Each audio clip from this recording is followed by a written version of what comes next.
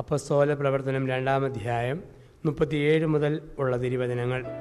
അവർ ഹൃദയം നുറുങ്ങി പത്രോസിനോടും മറ്റപ്പസ്തോലന്മാരോടും ചോദിച്ചു, സഹോദരന്മാരെ, ഞങ്ങൾ എന്താണ് ചെയ്യേണ്ടത്? പത്രോസ് പറഞ്ഞു, നിങ്ങൾ പശ്ചാത്തപിക്കുവിൻ. പാപമോചനത്തിനായി എല്ലാവരും യേശുക്രിസ്തുവിന്റെ നാമത്തിൽ സ്നാനം സ്വീകരിക്കുവിൻ. പരിശുദ്ധാത്മാവിന്റെ ദാനം നിങ്ങൾക്ക് ലഭിക്കും. ഈ വാഗ്ദാനം നിങ്ങൾക്കും നിങ്ങളുടെ സന്താനങ്ങൾക്കും വിദൂരസ്ഥർക്കും നമ്മുടെ ദൈവമായ കർത്താവിന്റെ അടുക്കിലേക്ക് വിളിക്കുന്ന എല്ലാവർക്കുമുള്ളതാണ്. അവർ മറ്റു പല വചനങ്ങളാലും അവർക്ക് സാക്ഷ്യം നൽകുകയും ഈ ദുഷിച്ച തലമുറയിൽ നിന്ന് നിങ്ങളെ തന്നെ രക്ഷിക്കുമെന്ന് ഉപദേശിക്കുകയും ചെയ്തു. അവന്റെ വചനം ശ്രവിച്ചവർ സ്നാനം സ്വീകരിച്ചു. ആ ദിവസം തന്നെ 3000-ഓളം ആളുകൾ അവരോട് ചേർന്നു. അവർ അപ്പസ്തോലന്മാരുടെ പ്രബോധനം, കൂട്ടായ്മ, അപ്പം മുറിക്കൽ, പ്രാർത്ഥന എന്നിവയിൽ സദാ താല്പര്യപൂർവ്വം പങ്കുചേർന്നു. നമ്മൾ ചിന്തകൾ തുടർന്നു പോകുമ്പോൾ ദൈവമായ കർത്താവ് നമുക്ക് തരുന്ന ഒരു ചിന്ത സഭയെക്കുറിച്ചുള്ളതാണ്. നമ്മൾ കണ്ടു, കുടുംബത്തെക്കുറിച്ച്, പ്രാർത്ഥനയെക്കുറിച്ച്, വ്യക്തിജീവിതത്തെക്കുറിച്ച് ഒക്കെ ധ്യാനിക്കുമ്പോൾ എന്താണ് ഈശോമിശിഹായുടെ സഭ? അതിൻ്റെ വ്യക്തമായ ഉത്തരം അപ്പസ്തോല പ്രവർത്തനം. നമുക്കറിയാം, ഒരു സഭ എന്തായിരിക്കണമെന്നുള്ളത് ബൈബിളിൽ കൊടുത്തതും വേണം. പിന്നെ 6-ാം നൂറ്റാണ്ട് വരെയുള്ള ചില ചരിത്ര പശ്ചാത്തലത്തിലുമാണ് സഭയെക്കുറിച്ചുള്ള വ്യാഖ്യാനങ്ങൾ പഠിപ്പിക്കുക. അപ്പോൾ എന്താണ് സഭ? പഞ്ചസാരയുടെ അസുഖമില്ലാത്ത ആൾക്ക് ഒരു നല്ല ചായ കുടിക്കണമെങ്കിൽ 4 സാധനങ്ങൾ വേണം. എന്തെല്ലാമാ? തേയിലപ്പൊടി, ചൂടുവെള്ളം, പാല്, പഞ്ചസാര. ഇത് 4 ഉണ്ടെങ്കിൽ ഒരു നല്ല ചായ കുടിക്കാം. ഈശോമിശിഹായുടെ മനസ്സിന് ചേർന്ന യഥാർത്ഥ സഭയാകണമെങ്കിൽ ആ സഭയ്ക്ക് 4 പ്രധാനപ്പെട്ട തൂണുകൾ വേണം. 1, അപ്പസ്തോലിക പാരമ്പര്യം വേണം. 2, അപ്പം മുറിക്കൽ എന്ന വിശുദ്ധ കുർബാന വേണം. 3, കുടുംബ കൂട്ടായ്മ വേണം. 4, കുടുംബ പ്രാർത്ഥന വേണം. 4 കാര്യങ്ങൾ അതാണ് ബൈബിളിൽ പറയുക. അപ്പോൾ ഇതിൽ 4-ൽ ഏതെങ്കിലും ഒന്ന് ഇല്ലാതെ പോയ സഭയെ കത്തോലിക്ക സഭ അംഗീകരിക്കുകയില്ല. മറ്റ് സഭകൾ മോശമായിട്ടല്ല, അത് പാപികളായിട്ടുമല്ല. പക്ഷേ വേദപുസ്തക പ്രകാരമുള്ള സഭയുടെ ഐഹിക പാരമ്പര്യപ്രകാരം ഏതെങ്കിലും ഒന്നിന് കുറവ് വന്നാൽ ആ സഭകളെ കത്തോലിക്ക സഭ യഥാർത്ഥ സഭയായി അംഗീകരിക്കുകയില്ല. യോഹന്നാന്റെ സുവിശേഷം 20-ാം അധ്യായത്തിൽ കർത്താവായ യേശു പത്രോസിനെയും കൂട്ടരുടെയും മേൽ ഊതി. അവരുടെ തൊട്ടു പിന്നാലെ വന്നവരെ കൈവച്ചു. അതുകൊണ്ടാണ് ബൈബിളിൽ നമ്മൾ കാണുന്നു, പലരും പ്രസംഗിച്ച് നടന്നു, പക്ഷേ കൈവെപ്പ് കൊടുത്തത് അപ്പസ്തോലന്മാരാണ്. അപ്പസ്തോല പ്രവർത്തനം മുഴുവൻ നമ്മൾ കാണുന്നതാണ്. കാരണം സൈഹിക പാരമ്പര്യം ഒരു സഭയുടെ അടിസ്ഥാനമാണ്. ആ പാരമ്പര്യം വിട്ടുപോയിട്ട് ആരെങ്കിലും സ്വന്തമായിട്ട് സഭകൾ സ്ഥാപിച്ചാൽ അത് സൈഹിക പാരമ്പര്യത്തിൽ അല്ല എന്ന് കത്തോലിക്ക സഭ പറയേണ്ടി വരും. കാരണം ക്രിസ്തുവിൻ്റെ തുടർച്ചയും ക്രിസ്തുവിൻ്റെ കൂദാശയുമായ സഭയ്ക്ക് സത്യപ്രബോധനം നടത്തിയേ പറ്റൂ. അപ്പം മറ്റുള്ളവരെ എന്തെങ്കിലും തെറ്റാണെന്ന് വരി സഭയെല്ലാം കൊണ്ടും പൂർണ്ണതയുള്ള വിശുദ്ധയെന്നല്ല അർത്ഥം. പക്ഷെ സഭയുടെ ദൗത്യമാണ് എന്താണ് സത്യമെന്ന് പഠിപ്പിക്കുക. അപ്പം അതിന് വിരുദ്ധമായ പലതും വരുമ്പം നമ്മൾ തെറ്റ് ശരിയല്ല എന്നൊക്കെ പറയും.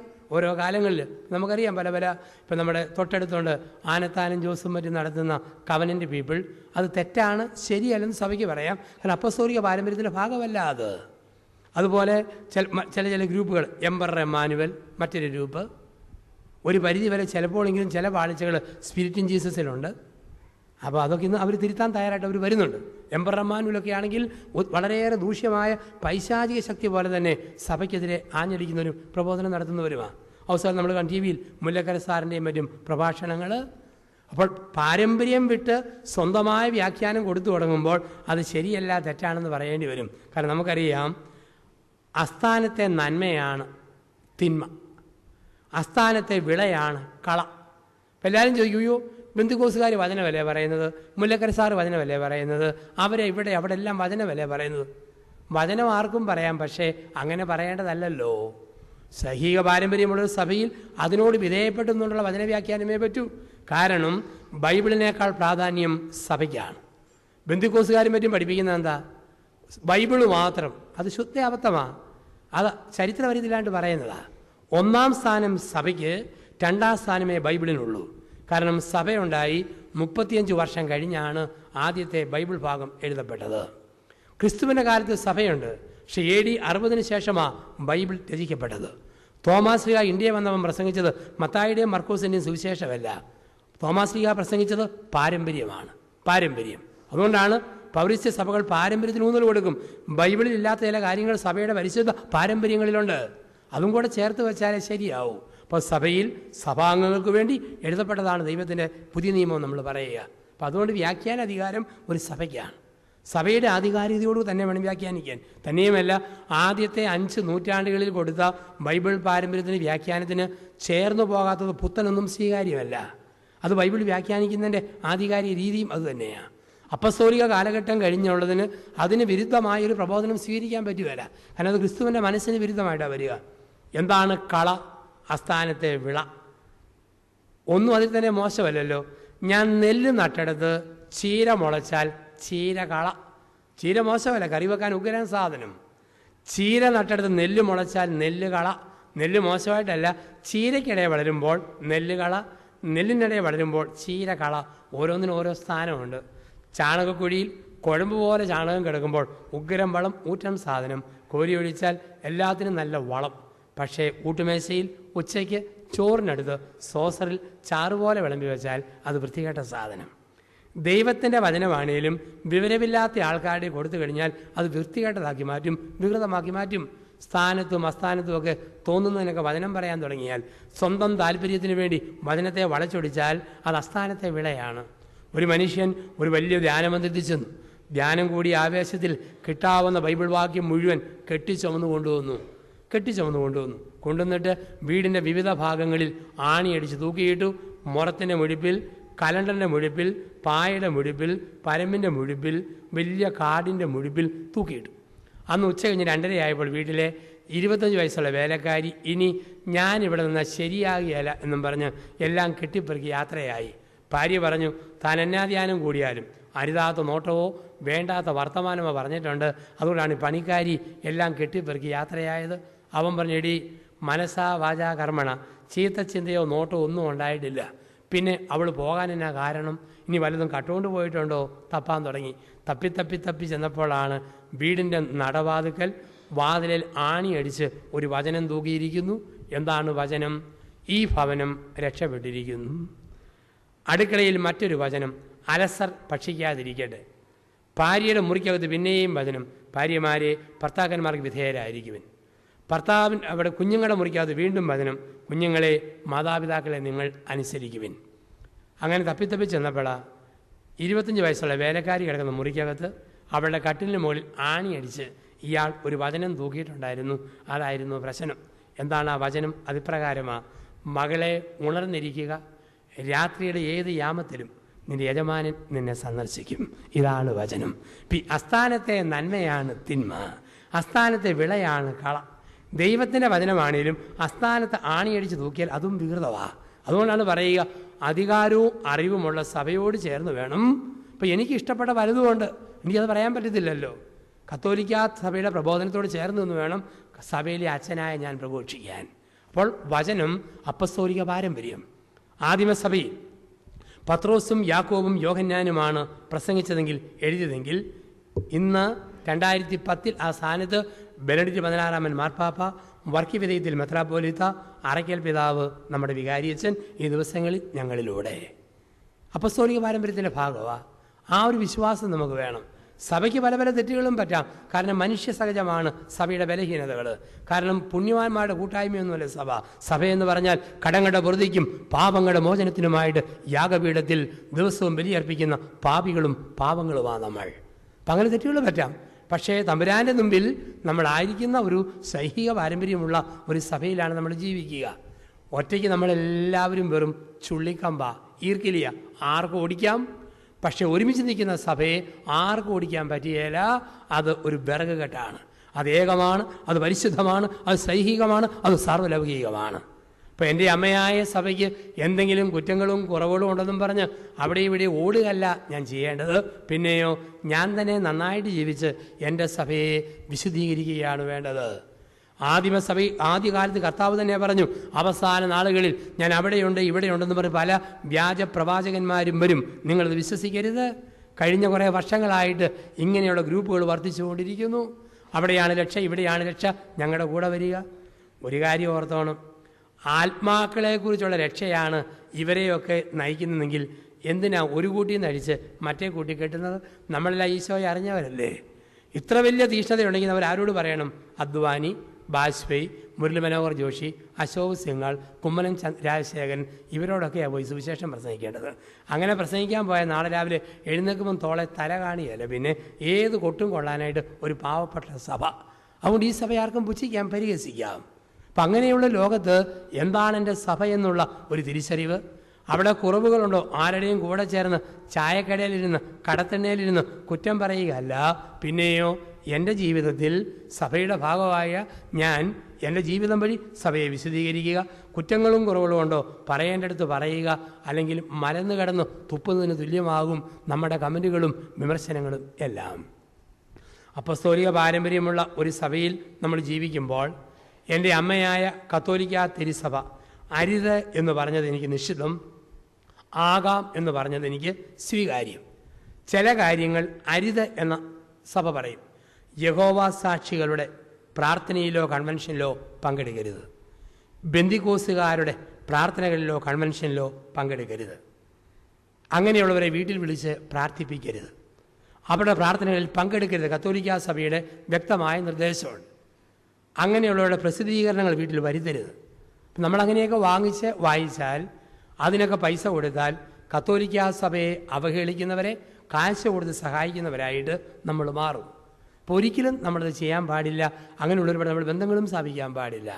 അതോടൊപ്പം തന്നെ ഈശോ കഴിഞ്ഞാൽ പിന്നെ പരിശുദ്ധ അമ്മയ്ക്ക് സഭ സ്ഥാനം കൊടുക്കും, മാതാവിന്. എന്നുള്ള സ്ഥാനം കൊടുക്കുക? ഈശോ ജനിച്ചപ്പം ആദ്യം കണ്ടത് മാതാവിൻ്റെ മുഖം, ഈശോ മരിച്ചപ്പം അവസാനം കണ്ടതും മാതാവിൻ്റെ മുഖം. അതുകൊണ്ട് ദൈവമാതാവിന് നമ്മൾ സ്ഥാനം കൊടുക്കും. ഒരിക്കലും നമ്മൾ മാതാവിനെ ദൈവമാക്കിയിട്ടില്ല. ഓർത്തോണം, മാതാവിനെ ഒരിക്കലും ദൈവമാക്കിയിട്ടില്ല. നമ്മൾ ആരെങ്കിലും പറയുമോ കർത്താവെ അനുഗ്രഹിക്കണമേ, മിശിഹായെ അനുഗ്രഹിക്കണമേ, കർത്താവെ അനുഗ്രഹിക്കണമേ, മാതാവെ ഞങ്ങളെ അനുഗ്രഹിക്കണമേ? ഇല്ല. മാതാവെ ഞങ്ങൾക്ക് വേണ്ടി അപേക്ഷിക്കണമേ. ആദ്യം പറയും അനുഗ്രഹിക്കണമേ. മാതാവിനെ വിളിക്കും, നമ്മൾ പറയും മാതാവെ ഞങ്ങൾക്ക് വേണ്ടി അപേക്ഷിക്കണമേ എന്ന് പറഞ്ഞാൽ വിശുദ്ധരുടെ കൂട്ടത്തിലെ മൂത്ത ചേച്ചി മാതാവ്, ഇളയ അനിയത്തി അൽഫോൻസാമ്മ. അപ്പം നമുക്കറിയാം മാതാവിനെക്കുറിച്ച് എല്ലാവർക്കും ഒരുപാട് ഓർമ്മയുള്ള കാലമാണ്. ഒരു കൊച്ചു കുട്ടി എന്നോട് ചോദിച്ചു, അച്ഛാ ഒരു ചോദ്യം ചോദിക്കട്ടെ? ഞാൻ പറഞ്ഞു ചോദിക്കും. അവൻ പറഞ്ഞു ആകാശമോക്ഷത്തിൻ്റെ വാതിൽ കഴിഞ്ഞാൽ പിന്നെ എന്നാ അച്ഛാ? ഞാൻ പറഞ്ഞു അപ്പസ്തോലന്മാരും രക്തസാക്ഷികളും അല്ലച്ച. ഞാൻ പറഞ്ഞു യൗസേപ്പ് പിതാവും മാതാവും അല്ലച്ച. ഞാൻ പറഞ്ഞു മരിച്ചു പോയ നമ്മുടെ മാതാപിതാക്കൾ പൂർവികർ. ഉടനെ കൊച്ചു പറയുക ധ്യാനഗുരുവാന്ന് പറഞ്ഞ കാര്യം വല്ലതും ഉണ്ടോ? വെറുതെ ഉരുണ്ട് കളിക്കാതെ അച്ഛ എന്നോട് ചോദിക്കുക, ഞാൻ പറയാം. ഞാൻ പറഞ്ഞാൽ നീ പറയടി. എൻ്റെ അച്ഛ ആകാശമോക്ഷത്തിൻ്റെ വാതിൽ കഴിഞ്ഞാൽ പിന്നെ ഉഷകാല നക്ഷത്രമല്ലെന്ന് ചോദിച്ചു. കാരണം കൊച്ചിന് ലുത്തിനിയാ കാണാൻ പാടോ. അപ്പോൾ ഇന്ന് എല്ലാവർക്കും മാതാവിനെ കുറിച്ചൊക്കെ ഒത്തിരി ഓർമ്മകളൊക്കെ ഉണ്ട്, ഒരുപാട് ചിന്തകളുമുണ്ട്. അപ്പോൾ ചില ചോദിക്കും മാതാവിനെ ആരാധിക്കുന്നില്ലെങ്കിൽ പിന്നെ എന്തിനാ കത്തോലിക്ക സഭ മാതാവിനെ ധൂപിക്കുന്നു, വിശുദ്ധന്മാരെ ധൂപിക്കുന്നു? അതിൻ്റെ അർത്ഥം എന്താ? സഭയിൽ രണ്ട് രീതികളുണ്ട്. ഒന്ന് വണക്കം, രണ്ട് ആരാധന. വിശുദ്ധന്മാരെ വണങ്ങും. മഹാത്മാഗാന്ധിയെ നമ്മൾ വണങ്ങുന്നത് പോലെ മദർ തെരേസയെ നമ്മൾ വണങ്ങുന്നു. ഇപ്പം നമ്മൾ ഓരോരുത്തരെ വണങ്ങും, നല്ല മനുഷ്യരെ നമ്മൾ വണങ്ങും. പക്ഷേ ആരാധന ദൈവത്തിന്, വണക്കം വിശുദ്ധർക്ക്. എന്തിനാണ് നമ്മൾ ഒരു രൂപത്തെ ധൂപിക്കുക? സഭയുടെ ദൈവശാസ്ത്രപരമായ വ്യാഖ്യാനം ഇതാണ്. ഒരു രൂപത്തെ ധൂപിക്കുമ്പോൾ എനിക്ക് ആ വ്യക്തിയെ തന്ന ദൈവത്തിന്, ആ വ്യക്തിയുടെ രൂപം വഴി, പ്രതിരൂപം വഴി ദൈവത്തിന് എൻ്റെ ആരാധന. അൽഫോൻസാമയുടെ രൂപത്തെ ധൂപിക്കുന്ന അൽഫോൻസാമയ്ക്ക് വേണ്ടിയല്ല, അൽഫോൻസാമയെ തന്ന ദൈവത്തിന് അൽഫോൻസ അമ്മ വഴി ഞാൻ കൊടുക്കുന്ന ധൂപം. ഇതാണ് ധൂപത്തെക്കുറിച്ചുള്ള സഭയുടെ പ്രബോധനം. ഇനി ഈശോയെ ധൂപിക്കുമ്പോൾ, അരുളിക്കായെ ധൂപിക്കുമ്പോൾ ദൈവത്തിന് നേരിട്ടുള്ള ആരാധന. വിശുദ്ധർക്ക് നേരിട്ടില്ല, അവർ വഴി ദൈവത്തിലേക്കുള്ളതാണ്. അപ്പോൾ മാതാവിന് നമ്മൾ സ്ഥാനം കൊടുക്കും. ചിലപ്പം ചില ആൾക്കാരെയൊക്കെ മാതാവിനെക്കുറിച്ച് പുച്ഛിക്കുന്ന കാര്യം കേൾക്കാം. ഞാൻ എൻ്റെ കൊച്ചുനാൾ മുതൽ ഈ ബന്ധിക്കോസുകാർ കുറേ പേരെ കാണാപ്പാടം പഠിപ്പിച്ചിട്ട് ചാവേർപ്പട പോലെ ഇങ്ങനെ അയച്ചേക്കും. അവർക്ക് അധികം വിവരമോ വായനയോ ബൈബിളോ പഠിത്തമോ ഇല്ലാത്തതുകൊണ്ട് പഠിപ്പിക്കുന്നവർക്കും അറിയത്തില്ല, ഈ ആൾക്കാർക്കും അറിയത്തില്ല. അതുകൊണ്ട് ഇവരെന്താവെന്ന് പറയുക, പെറുക്കിയെടുത്ത കുറേ വചനം വന്നിട്ട് ലുത്തിനിയ പോലെ പറഞ്ഞുകൊണ്ടിരിക്കും. നമ്മൾക്കൊട്ടും അറിയത്തില്ലാത്തതുകൊണ്ട് പറയാനൊട്ട് അറിയത്തുമില്ല. ഇവർ വന്ന് പറയുന്ന രണ്ട് കാര്യങ്ങളാണ്, എപ്പോഴും കേട്ടിട്ടുള്ളതാണ്. യേശുവിൻ്റെ സഹോദരന്മാരായ യാക്കോബ്, ജെയിംസ് എന്ന് പറയുമ്പോൾ മാതാവിന് വേറെ മക്കളുണ്ട്. യേശുവിൻ്റെ സഹോദരന്മാരുടെ പേര് പറഞ്ഞിരിക്കുന്നു. ബൈബിള് മൊത്തം വായിച്ചാൽ ആ സംശയം ഉണ്ടാകില്ല. ഇവർക്ക് വായിക്കാൻ സമയമില്ലല്ലോ, ഇങ്ങനെ തൊഴിലായിട്ട് നടക്കുമല്ലോ. അപ്പം പിന്നെ ഇരുന്ന് വായനയില്ല, പഠിച്ചതും കൊണ്ട് നടക്കത്തേ ഉള്ളൂ. യേശുവിൻ്റെ സഹോദരന്മാരാരൊക്കെയാണെന്ന് പറയുന്നുണ്ട്. മത്തായി സുവിശേഷം 27-ാം അധ്യായത്തിൽ യേശുവിൻ്റെ കുരിശ് യേശുവിനെ തറയ്ക്കുന്നു. അതിന് കീഴേ പറഞ്ഞിരിക്കുന്നു, യേശുവിൻ്റെ സഹോദരനായ ജെയിംസിൻ്റെ അമ്മയായ സലോമിയും യാക്കോബിൻ്റെ അമ്മയായ മറ്റേ മറിയവും കുരിശിന് ചുവട്ടിൽ ഉണ്ടായിരുന്നു. യേശുവിൻ്റെ സഹോദരന്മാരെന്ന് പറയുന്നവരുടെ അമ്മമാരുടെ പേര് മത്തായി 27 കൊടുത്തിട്ടുണ്ട്. ഇതുപോലും വായിക്കാതെയാണ് ജ്യേഷ്ഠനുണ്ടോ അനിയനുണ്ടോ പറഞ്ഞ് നടക്കുക. ഇനി ബൈബിള് വായിക്കേണ്ട, കോമൺ സെൻസ് ബോധം ഉണ്ടെങ്കിൽ അറിയാമല്ലോ. ഇല്ല, കാരണം ബൈബിളിൽ പറയുന്നു, മറിയം തൻ്റെ കടിഞ്ഞുൽപ്പ് തന്നെ പ്രസവിച്ച് പിള്ളക്കച്ചയിൽ പൊതിഞ്ഞ് വൈക്കോൽ തൊട്ടിയിൽ കിടത്തി. അതിനകത്ത് തന്നെ ഈശോ മൂത്ത മോന കടിഞ്ഞുൽപുത്രൻ. ഇനി ഉണ്ടെങ്കിൽ ആരാ വേണ്ടത്? അനിയന്മാർ. അങ്ങനെ ഏതെങ്കിലും അനിയൻ ഈശോയ്ക്ക് ഉണ്ടെങ്കിൽ യേശു കുരിശിൽ തൂങ്ങുമ്പം മറിയം പ്രസവിക്കാതെ യോഹന്നാനോട്, യോഹന്നാനെ എൻ്റെ അമ്മയെ നോക്കിക്കോണമെന്നും പറഞ്ഞ് മരിക്കേണ്ട കാര്യമുണ്ടോ? ഏതെങ്കിലും അനിയനുണ്ടെങ്കിൽ ഈശോ സ്വാഭാവികമായിട്ടും കുരിശിൽ കിടക്കും പറയേണ്ടത് എന്താ? അനിയ, ചേട്ടൻ തൂങ്ങാൻ പോന്നു, അമ്മയുടെ കാര്യം നോക്കിക്കോണം, ഒരു വാക്ക് പറഞ്ഞാൽ മതിയല്ലോ. അങ്ങനെയൊന്നും നമ്മൾ വചനത്തിൽ കാണുന്നുമില്ല. അപ്പം പരിശുദ്ധ അമ്മയ്ക്ക് നമ്മൾ വണക്കം കൊടുക്കും, സ്നേഹം കൊടുക്കും. കാരണം ഏറ്റവും നല്ല മോനെ, ഒരു നല്ല വ്യക്തിയെ കാണുമ്പോൾ നമ്മൾ പറയും, ഓ ഇയാളെ പെറ്റ അമ്മയുടെ ഭാഗ്യം. അതല്ലേ ഒരു സ്ത്രീ അന്ന് പറഞ്ഞില്ലേ, പണ്ട് പറഞ്ഞില്ലേ, നിന്നെ സംഭവിച്ച ഉദരവും പാലൂട്ടിയ പയോദരങ്ങളും ഭാഗ്യമുള്ളവാ. ഇന്നും ഒരു നല്ല മോനെ, ഒരു നല്ല മോളെ കണ്ടാൽ നാട്ടുകാർ പറയും, ഓ ഈ ആളെ പ്രസവിച്ച അമ്മയുടെ ഭാഗ്യം. ആ ഭാഗ്യത്തിൽ തന്നെ പരിശുദ്ധ അമ്മയെ നമ്മൾ വണങ്ങുന്നു, അമ്മയെ നമ്മൾ സ്നേഹിക്കുന്നു. അതുപോലെ വിശുദ്ധന്മാരെയും വിശുദ്ധകളെയും നമ്മൾ വണങ്ങുന്നു. എന്തുകൊണ്ടാണ് കത്തോലിക്കാ സഭ വിശുദ്ധരെ വണങ്ങണമെന്ന് പറയുക? അതിൻ്റെ കാരണം വിശുദ്ധന്മാരാണ് സുവിശേഷം നമുക്ക് ജീവിച്ച് കാണിച്ച് തന്നവർ. ഉദാഹരണത്തിന് ഭരണങ്ങാനം മഠത്തിൽ 6 പതിറ്റാണ്ട് മുമ്പ് ഒരു കന്യാസ്ത്രീ അമ്മ ചോര തുപ്പി ചുമച്ച് കിടന്നു. അങ്ങനെ ചോര തുപ്പി ചുമച്ച് കിടന്ന ഒരു കന്യാസ്ത്രീ അമ്മ, അപ്പോൾ ആ കന്യാസ്ത്രീ അമ്മ ഇങ്ങനെ ചോര തുപ്പി ചുമച്ച് കിടന്നപ്പം സ്കൂളിൽ പഠിക്കുന്ന കുട്ടികൾ പറഞ്ഞു, അൽഫോൻസാമേ കണക്കും ഇംഗ്ലീഷും പഠിക്കാൻ വല്ലാത്ത പാട്, ഞങ്ങൾക്ക് വേണ്ടി പ്രാർത്ഥിക്കണം. അൽഫോൻസാമ്മ പറഞ്ഞു, മക്കൾ പൊക്കോ ഞാൻ പ്രാർത്ഥിച്ചേക്കാം, മക്കൾ പൊക്കോ ഞാൻ പ്രാർത്ഥിച്ചേക്കാം. അവർ പോയി, അൽഫോൻസാമ്മ പ്രാർത്ഥിച്ചു. അവർക്ക് 100-ൽ 96-ഉം 97-ഉം മാർക്ക്, 50-ൽ 47-ഉം 48-ഉം മാർക്ക്. അൽഫോൻസാമ്മ മരിച്ചു. പരണിങ്ങാനം പള്ളിയുടെ സെമിത്തേരിയിൽ അൽഫോൻസാമ്മയെ അടക്കി. ഈ അൽഫോൻസാമ്മ മരിച്ചടക്കപ്പെട്ട് കഴിഞ്ഞപ്പോൾ പുതിയ പിള്ളേർക്ക് സകല വിഷയവും പഠിക്കാൻ പാട്. അവരിത് പറഞ്ഞപ്പോൾ പഴയവർ പറഞ്ഞു, പണ്ട് പരണിങ്ങാനം മഠത്തിൽ ചോര തുപ്പി ചുമച്ച് കിടന്ന ഒരു കന്യാസ്ത്രീമ ഉണ്ടായിരുന്നു, പ്രാർത്ഥിച്ചാൽ അച്ചട്ടാണ്. അന്ന് കട്ടിലേ കിടന്ന അമ്മ ഇന്ന് അൾത്താരയെ കിടപ്പുണ്ട്, അൾത്താരയിലേക്ക് വരികയാണ്. അപ്പോൾ ഇന്ന് കല്ലറയെ കിടന്ന് പ്രാർത്ഥിക്കുന്നു. പരണിങ്ങാനം പള്ളിയുടെ സെമിത്തേരിയിൽ നമുക്ക് പ്രാർത്ഥിക്കാം. അവർ കല്ലറയെ കെട്ടിപ്പിടിച്ച് പ്രാർത്ഥിച്ചു, അവരും ജയിച്ചു. കാലങ്ങൾ കഴിഞ്ഞു, അൽഫോൻസാമ്മ വിശുദ്ധയെന്ന് വിളിക്കപ്പെട്ടു. 6 പതിറ്റാണ്ട് കഴിഞ്ഞപ്പോൾ അൽഫോൻസാമ്മയെ കണ്ടിട്ടില്ലാത്ത ഒരു പുതിയ തലമുറ വന്നു. അവരോട് പറയുക, പണ്ട് ഭരണങ്ങാനം മഠത്തിൽ ഒരു ഉണ്ടക്കന്യാസ്ത്രീ ഉരുണ്ട് നടന്നു എന്ന് പറഞ്ഞാൽ അത് മനസ്സിലാക്കാൻ പാട്. അൽഫോൻസാമ്മയുടെ ഒരു പടമുണ്ടോ കാണാൻ എളുപ്പം, രൂപമുണ്ടോ തൊടാൻ എളുപ്പം.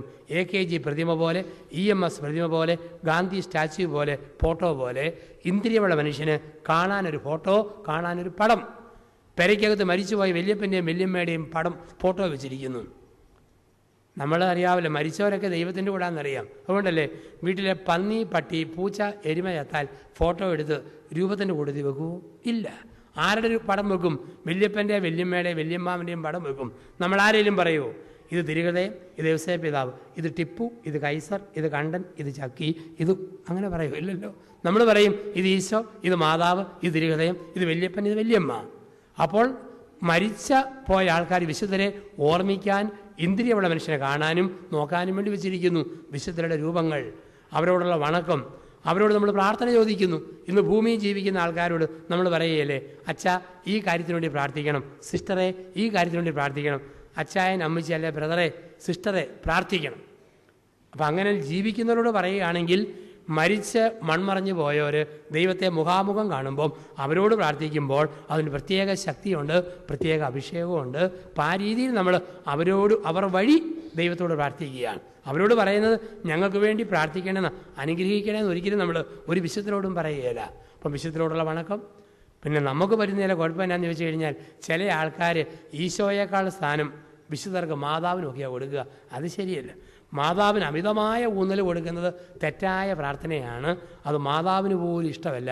ഈശോയേക്കാൾ സ്ഥാനം നൊവേനയ്ക്ക് ആ മാതാവ്, ഈ മാതാവ്, വേളാങ്കണ്ണി മാതാവ്, ഫാത്തിമ മാതാവ്, ലൂർദ് മാതാവ്, അക്കരെ അമ്മ, പാറയിൽ അമ്മ എന്നൊക്കെ പറഞ്ഞ് നമുക്ക് വണക്കം ആവശ്യമാണ്. പക്ഷേ ഈശോയേക്കാൾ കൂടിയ സ്ഥാനം നൊവേനയ്ക്കും മാതാവിൻ്റെ വണക്കത്തിനും കൊടുത്താൽ അത് വിഗ്രഹാരാധനയാണ്.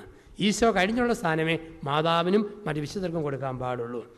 മിശിഹാ ചരിത്രം സിനിമ നടക്കുമ്പോൾ യേശുവിൻ്റെ കൈകളും കാലുകളും കുരിശിനോട് ചേർത്ത് തറയ്ക്കുമ്പോൾ രക്തം ചീറ്റുക. അപ്പോൾ ഒരു വല്യമ്മച്ചി പരിസരം മറന്ന് പറയുക, എൻ്റെ അൽഫോൻസാമ്മേ, ഈശോ മിശിഹായെ രക്ഷിച്ചോണേ. അങ്ങനെയും പ്രാർത്ഥിക്കുന്ന സമൂഹത്തിലാണ്. ചിലർ ഗീവർഗീസ് പുണ്യാളൻ്റെ പള്ളിയിൽ ചെന്നിട്ട് 10 രൂപ പാമ്പിന് 10 രൂപ പുണ്യാളന്. കാരണം മരണശേഷം ആരാ രക്ഷിക്കുന്നതെന്ന് പറയാൻ പറ്റുമോ? ഇരിക്കേണ്ട 2 കൂട്ടർക്കും അങ്ങനെയുള്ളവരുണ്ട്. ഇപ്പോൾ ദൈവത്തിന് ആരാധന നമ്മൾ കൊടുക്കുക, കേന്ദ്രമായിട്ട് മാറ്റുക. ഒപ്പം അപ്പസ്തോലന്മാരുടെ പ്രബോധനം എന്ന് പറയുമ്പോൾ നമ്മൾ നമ്മുടെ ജീവിതത്തിൽ, നമ്മുടെ വ്യക്തിപരമായ ജീവിതത്തിലും ഒക്കെ ഓർക്കേണ്ടത്, സഭയോട് ചേർന്ന് വേണം ബൈബിൾ പഠിക്കാൻ. സഭയോട് ചേർന്ന്.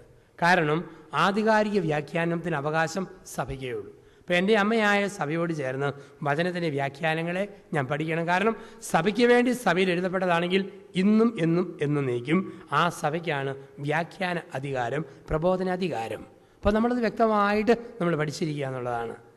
ഇന്ന് കത്തോലിക്കർക്കുള്ള വലിയ കുഴപ്പം, വേല വെക്കാനും പാര വെക്കാനും പറ്റിയ വചനം കാണാപ്പാഠം പഠിക്കാൻ നമ്മൾ വളരെ മിടുക്കരാണ്. വേല വെക്കാനും പാര വെക്കാനും പറ്റിയ വചനം കാണാപ്പാഠം പഠിക്കും.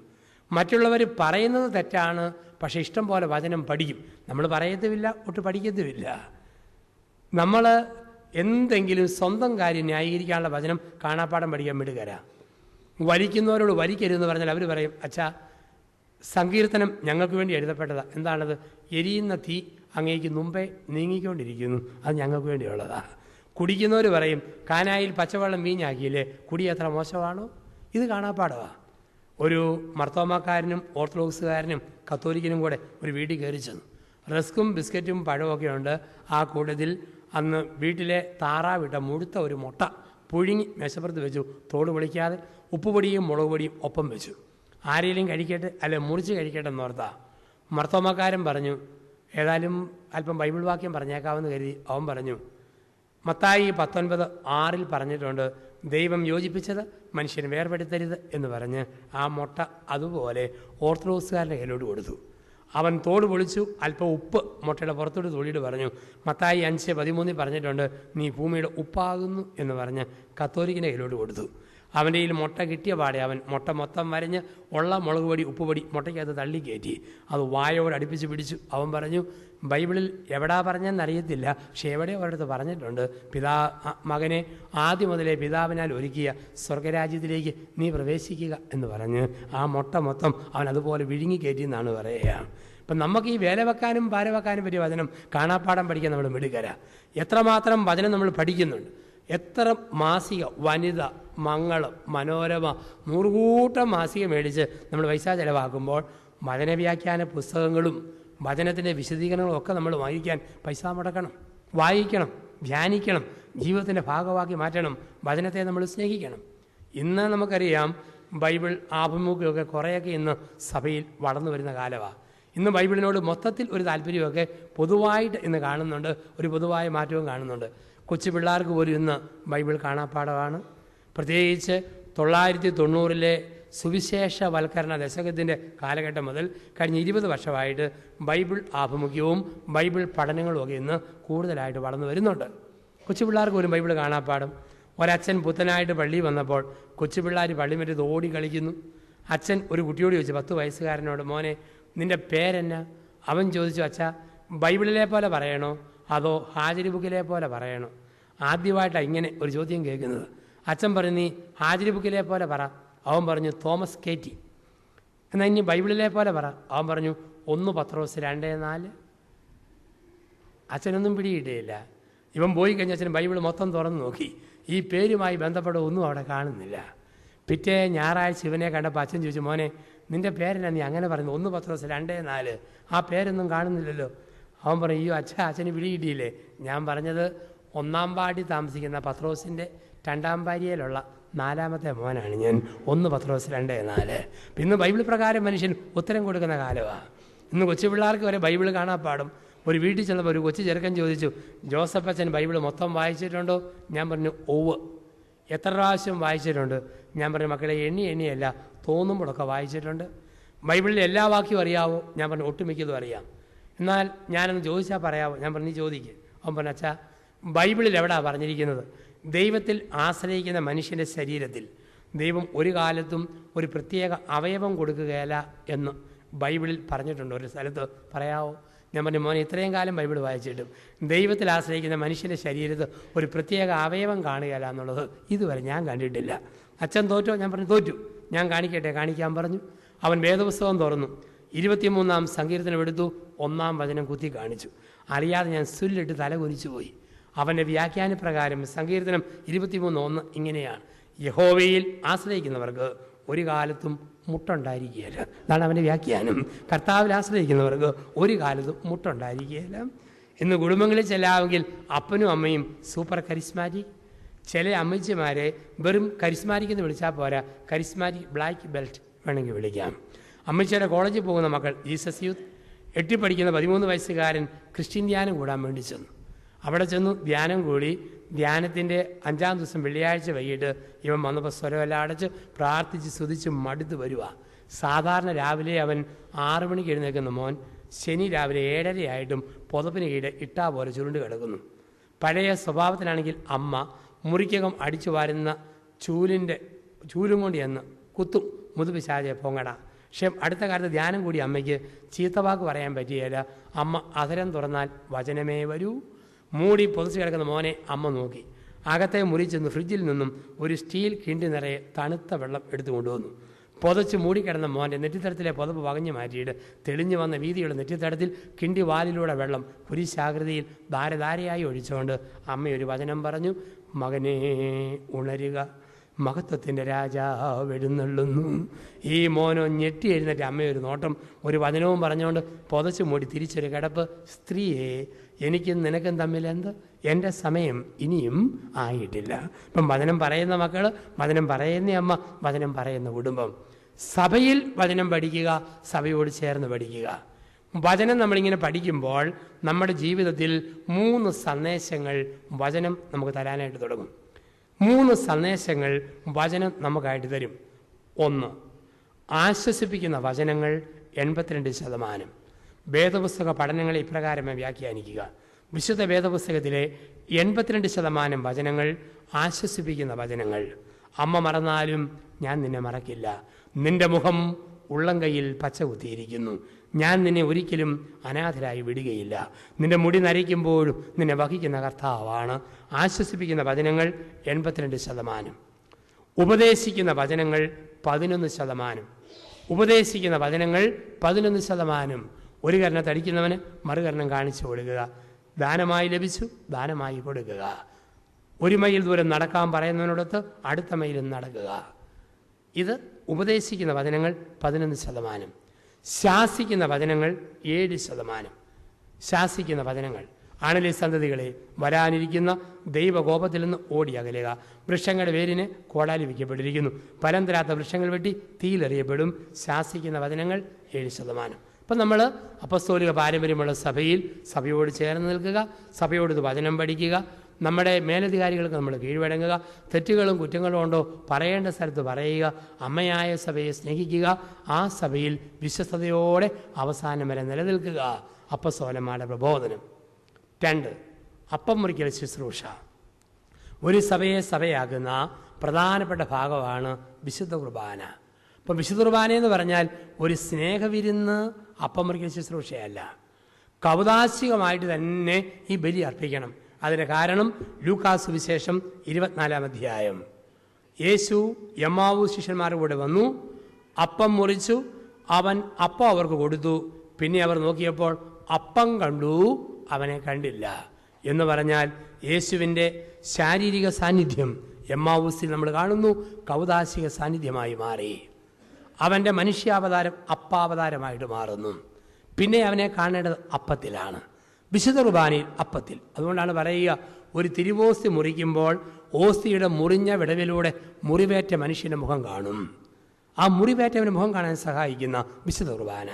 അപ്പോൾ ആ വിശുദ്ധ കുർബാനയിൽ അപ്പത്തിൻ്റെ രൂപത്തിൽ അവതരിപ്പിക്കുകയാണ്. അപ്പോൾ വിശുദ്ധ കുർബാന രണ്ടാമത്തെ ആഗമനം വരെ അവൻ്റെ ഓർമ്മയ്ക്കായിട്ട് ചെയ്യണമെന്ന് പഠിപ്പിച്ചെന്ന് പൗലോസ് പഠിപ്പിക്കുന്നു. പൗലോസ് പറയുന്നു, ആരുടെയും ബുദ്ധിയോ യുക്തിയോ കണ്ടുപിടുത്തമല്ല. 1 കൊരിന്ത്യർ 11:23 മുതലുള്ള വചനങ്ങൾ കർത്താവിൽ നിന്ന് എനിക്ക് ലഭിച്ചതും അവനെന്നെ ഫലമേൽപ്പിച്ചതുമായ കാര്യം. കർത്താവിൽ നിന്ന് എനിക്ക് ലഭിച്ചതും അവനെന്നെ ഫലമേൽപ്പിച്ചതുമായ കാര്യം. ആ രാത്രിയിൽ ചെയ്തതെല്ലാം ഓർമ്മയ്ക്കായിട്ട് ചെയ്യണം. കുർബാന മാത്രമല്ല, 33 വർഷക്കാലത്തെ കുർബാനയായിരുന്ന ജീവിതം, മുറിച്ചു കൊടുത്ത ജീവിതം, അത് നമ്മുടെ ജീവിതശൈലിയാക്കി മാറ്റണം. അപ്പോൾ വിശുദ്ധ കുർബാനയെ നമ്മൾ സജീവ ഭാഗഭാഗിത്വം വഹിക്കുക എന്നുള്ളതാണ്. പ്രായോഗികമായിട്ട് നോക്കുമ്പോഴത്തേക്ക് നമ്മൾ ഓർക്കുക, കുർബാനയിൽ നമ്മൾ സജീവമായ ഭാഗഭാഗിത്വം വഹിക്കണം. പണ്ടൊക്കെ നമുക്കറിയാം, ചങ്ങനാശ്ശേരി അതിരൂപതയായിരുന്നു നമ്മൾ. അന്ന് കുടിയേറ്റ പ്രദേശങ്ങളിൽ പള്ളിയിലെ കണക്ക് വായിക്കുമ്പോൾ 2 കൂട്ടം പുസ്തകങ്ങളുണ്ട്. 1 വരവിൻ്റെ ബുക്ക്, 2 ചെലവിൻ്റെ ബുക്ക്. വരവിൻ്റെ ബുക്കിനകത്ത് എഴുതി വച്ചിരിക്കുന്നു, കോഴിമുട്ട വിറ്റ് കിട്ടിയത് 1 രൂപ, കപ്പ ലേലം വിളിച്ചത് 2 രൂപ, ആട്ടുമുട്ടിനെ ലേലം വിളിച്ചത് 3.5 രൂപ, പോത്തുങ്കിടാവിനെ ലേലം വിളിച്ചത് 5.5 രൂപ. ഇങ്ങനെ വരവ്. തൊട്ടിപ്പുറത്ത് മറ്റൊരു ബുക്ക് ചെലവ്. ചെലവിൻ്റെ ബുക്കിനകത്ത് എഴുതിയിട്ടുണ്ട്, ഓസ്തി മേടിച്ചത്, ഓസ്തിയും വീഞ്ഞും കൂടെ 1.5 രൂപ, മെഴുകുതിരി മേടിച്ചത് 50 പൈസ, തീപ്പെട്ടി മേടിച്ചത് 30 പൈസ. ആ കൂട്ടത്തിലൊരു പ്രത്യേക ചെലവ്, അച്ഛനെ വെടിവെച്ച് ചുമന്നുകൊണ്ട് വന്ന ചെലവ് 3 രൂപ 50 പൈസ. ഏതാണ്ട് വാവിന് പന്നിയെ കൊന്നുകൊണ്ട് വരുന്നത് പോലെ അച്ഛനെ വെടിവെച്ച് ചുമന്നുകൊണ്ട് വന്ന ചെലവ് 3.5 രൂപ. കാരണം കുടിയേറ്റ പ്രദേശങ്ങളിൽ 10ഉം 20ഉം കുടുംബക്കാർ ഒരുമിച്ച് കൂടുമ്പോൾ അവർ ആദ്യം അന്വേഷിക്കുന്നത് സ്വന്തം രീതിയിൽപ്പെട്ട കുർബാന അർപ്പിക്കുന്ന അച്ഛനുണ്ടോയെന്നാണ്. അറിഞ്ഞു കഴിഞ്ഞാൽ ആണുങ്ങൾ ചെന്ന് ചാക്കുകെട്ടിലേൽ അച്ഛനെ കെട്ടി ചുമന്നുകൊണ്ട് വരും. അങ്ങനെ വന്നു കഴിയുമ്പോൾ പള്ളിമണി മേടിക്കാൻ കാശില്ലാത്തതുകൊണ്ട് മിടുക്കര് ചേട്ടന്മാർ ഓലപ്പടക്കം, ബീഡിപ്പടക്കം, ഗുണ്ട്, ഏറുപടക്കം, കതിന ഇതെല്ലാം കൂടെ ഉണ്ടാക്കും. ഉണ്ടാക്കിയിട്ട് അങ്ങ് പൊട്ടിക്കും. മണിയടിക്ക് വരും 2:30 ആകുമ്പം ഈ പടക്കം പൊടുന്ന സ്വരം കേട്ടാൽ, കതിന പൊടുന്ന സ്വരം കേട്ടാൽ ഉറപ്പ് 5 മണിക്ക് കുർബാനയുണ്ട്, എല്ലാവരും പള്ളിയിൽ വരും. അങ്ങനെ പൊട്ടിക്കാൻ വേണ്ടി ചിലവാക്കിയ തുകയാണ് അച്ഛനെ വെടിവെച്ച് ചുമന്നുകൊണ്ട് വന്ന ചിലവ് 3 രൂപ 50 പൈസ. ഇങ്ങനെ അച്ഛന്മാർ വരുമ്പോഴോ ഇല്ലി കീറി, കമുങ്ങ് കീറി, തൈതല് കൊണ്ട് ഒരു ഷെഡുണ്ടാക്കി. ആ ഷെഡ് പുല്ലുകൊണ്ട് മേഞ്ഞു. ആ ഷെഡിൻ്റെ പേര് പള്ളി. പള്ളിയിൽ വന്ന ആൾക്കാർക്ക് ഞായറാഴ്ചകളിൽ ഇറച്ചി മേടിക്കാൻ കശാപ്പ് കട, മീൻ കട, മുറുക്കാൻ കട, ചായക്കട, പലചരക്കട, പലവിധം കട. അത് പള്ളിയോട് ചേർന്ന് വന്നപ്പോൾ ആ കവലയുടെ പേര് പള്ളിക്കവല. പള്ളിയിൽ വന്നവരുടെ മക്കൾക്ക് പഠിക്കാൻ വേണ്ടി ഒരു കെട്ടിടം കെട്ടി, അതിൻ്റെ പേര് പള്ളിക്കൂടം. ഇതായിരുന്നു പള്ളി, പള്ളിക്കവല, പള്ളിക്കൂടം. കുർബാന കേന്ദ്രീകരിച്ച് വളർന്നു വന്നവരാണ് നമ്മൾ. ദേവാലയം അടുത്തുണ്ട്, തൊട്ടടുത്ത് ദേവാലയമുണ്ട്. എത്രമാത്രം സജീവമായിട്ട് ഇന്ന് കുർബാന നമ്മൾ അർപ്പിക്കുന്നു. പ്രായോഗികമായി കുർബാനയുടെ ദൈവശാസ്ത്ര വ്യവസ്ഥയ്ക്കല്ല കിടക്കുക, പ്രായോഗിക വശങ്ങളിൽ നമ്മൾ എപ്രകാരം വിശുദ്ധ കുർബാന അർപ്പിക്കുന്നു എന്ന് ഒന്ന് ചിന്തിക്കുക. ചില ആൾക്കാരുണ്ട്, പള്ളിയിൽ സുവിശേഷ വായന കഴിയുമ്പം പള്ളിയിൽ വരും, കുർബാനയ്ക്കുള്ള പാട്ട് തുടങ്ങുമ്പം പള്ളിയിൽ നിന്ന് ഓടും. പിന്നെ പറയും, ഞാൻ കുർബാന അർപ്പിച്ചു. ഇല്ല, അവർ കുർബാന ഒപ്പിച്ചിട്ടേ ഉള്ളൂ, അവരാരും കുർബാന അർപ്പിച്ചിട്ടില്ല. നമ്മുടെ കുർബാനയിൽ മുഴുവൻ കുർബാനയിൽ പങ്കെടുത്താലേ കുർബാന അർപ്പണം പൂർത്തിയാകൂ. അന്നാപ്പെസക മുതൽ വിശുദ്ധീകരണത്തിൻ്റെ ബലിപീഠമേ സ്വസ്തി അവിടം വരെ നമ്മൾ പൂർണ്ണമായിട്ട് പങ്കെടുക്കുമ്പോഴാണ് കുർബാന അർപ്പണം പൂർത്തിയാവുക.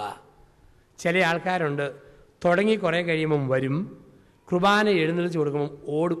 കാരണം കശാപ്പ് കടൽ ഇറച്ചി തീർന്നു പോയാലോ എന്നും കണ്ട് ഓടുന്ന മനുഷ്യരെ കണ്ടിട്ടുണ്ട്.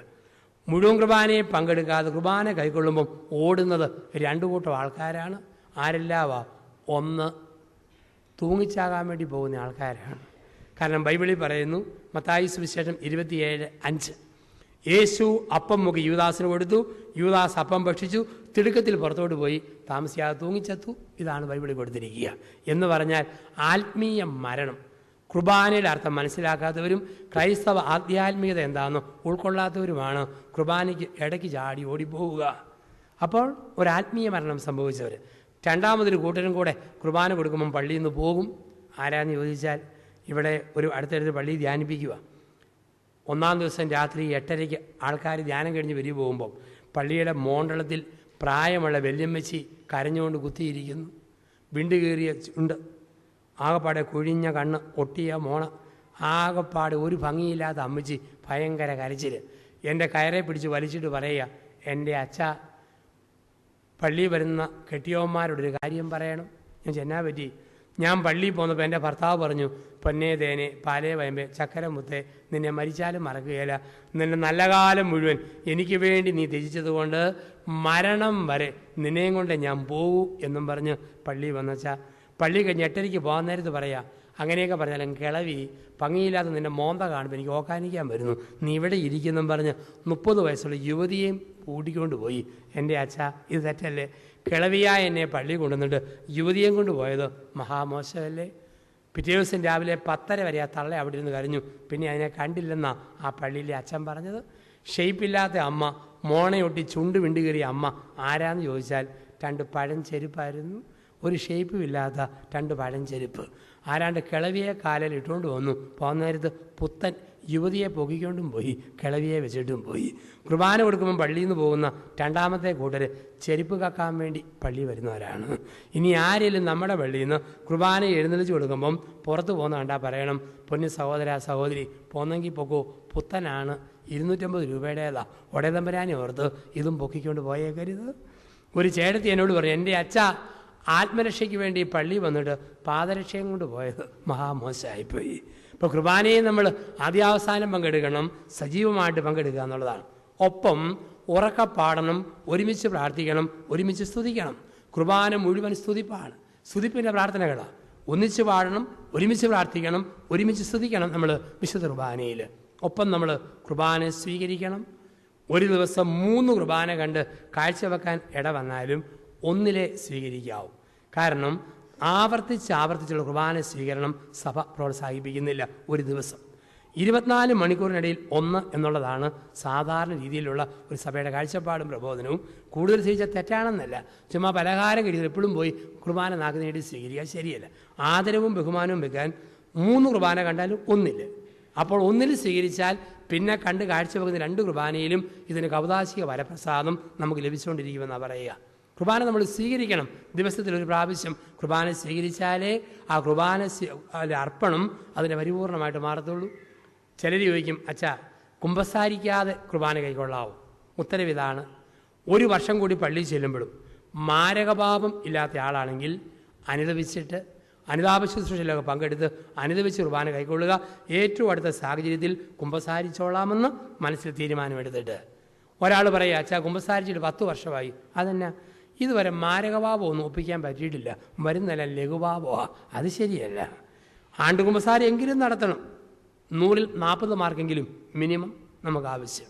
ഇപ്പം നമ്മൾ ഇടയ്ക്കിടയ്ക്ക് സംസാരിക്കുമ്പം അതിൻ്റേതായ കൗതാശിക വരപ്രസാദം നമുക്ക് ലഭിച്ചുകൊണ്ടിരിക്കും. ഇപ്പം പ്രാർത്ഥനയ്ക്ക് നമ്മൾ ഊന്നൽ കൊടുക്കുന്ന പോലെ കുർബാനയ്ക്ക് നമ്മൾ സജീവമായിട്ട് ഒരു ഏറ്റവും വലിയ പ്രാർത്ഥനയായിട്ട് മാറണമെങ്കിൽ നമ്മൾ വിശുദ്ധ കുർബാന നമ്മൾ അങ്ങ് സ്വീകരിക്കുന്നു. ചെറിയ ലഘുപാപങ്ങളൊക്കെ സംഭവിക്കാം. ഭർത്താവും ഭാര്യയും കൂടെ 2 ദിവസം പിണങ്ങിയിരുന്നു. 3-ാം ദിവസം ഇണങ്ങാൻ വേണ്ടി ഭർത്താവ് ചോദിച്ചു, അപ്പം ഭർത്താവ് എന്തോ തപ്പിക്കൊണ്ട് നിൽക്കുന്നു. ഭാര്യ ഓർത്ത് ഇത് തന്നെയാണ് നല്ല സമയം, കയറി മിണ്ടിക്കളയാം. അവൾ സാവധാനം ചെന്ന് ചോദിച്ചു, എന്നാ മനുഷ്യ നിങ്ങളെ കാണാതെ പോയേ? ഉടനെ പറഞ്ഞു, നിൻ്റെ അമ്മയുടെ തേങ്ങാക്കൊല, തൻ്റെ അപ്പൻ്റെ വാഴക്കൊല, ഉടനെ സംസാരിക്കാൻ ഓടുകയൊന്നും വേണ്ട. അനുതാപ ശുശ്രൂഷയിൽ പങ്കെടുക്കുക.